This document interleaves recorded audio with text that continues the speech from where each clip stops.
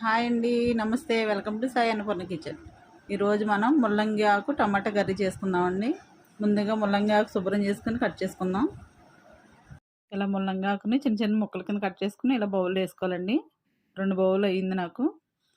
అలాగే టమాటా కూడా కట్ చేసుకొని ఇలా చిన్న చిన్న ముక్కల కింద బౌల్లో వేసుకోవాలి. అలాగే ఆనియన్స్ కూడా కట్ చేసుకొని ఒక బౌల్ వేసుకోవాలి. అలాగే పచ్చిమిర్చి కూడా కట్ చేసుకొని ఇలా బౌల్లో వేసుకుందాం. తర్వాత పోపు దినుసులండి, ఆవాలు, జీలకర్ర, శనగపప్పు, మినపప్పు ఇలా వేసుకోవాలండి.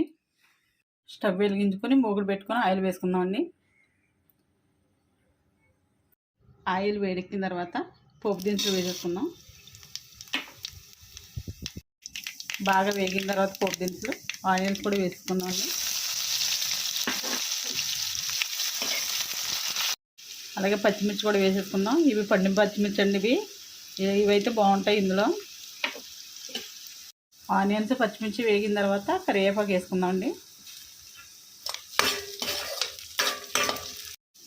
కరివేపాకు కూడా వేగిన తర్వాత కట్ చేసుకున్న ముల్లంగి వేసేసుకుందాం.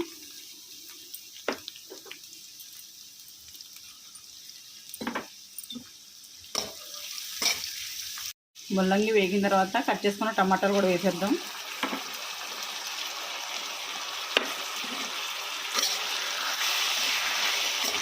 కొద్దిగా పసుపు కూడా వేసుకుందాం. అలాగే కొంచెం పసుపు కూడా వేసుకొని బాగా కలుపుకొని బాగా మగ్గనివ్వాలండి. ఇలా బాగా మగ్గిపోయిన తర్వాత కొంచెం కారం వేసుకుందామండి. ఆల్రెడీ పచ్చిమిరపకాయలు వేసాం కాబట్టి కారం ఎక్కువ పట్టదు, ఒక స్పూన్ వేసుకొని సరిపోద్ది. చూసుకొని వేసుకోండి. తర్వాత కొంచెం ధనియాల పొడి వేసుకుందామండి. వేసుకొని బాగా కలుపుకుందాం.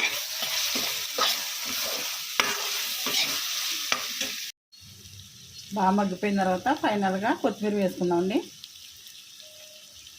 కొత్తిమీర వేసుకొని బాగా కలుపుకొని ఒక 2 మినిట్స్ బాగా ఉడికించుకోవాలి. ఓకే అండి, ఫైనల్గా రెడీ అయిపోయింది. ఇది వేరే సర్వింగ్ బౌల్లో తీసేసుకుందాం.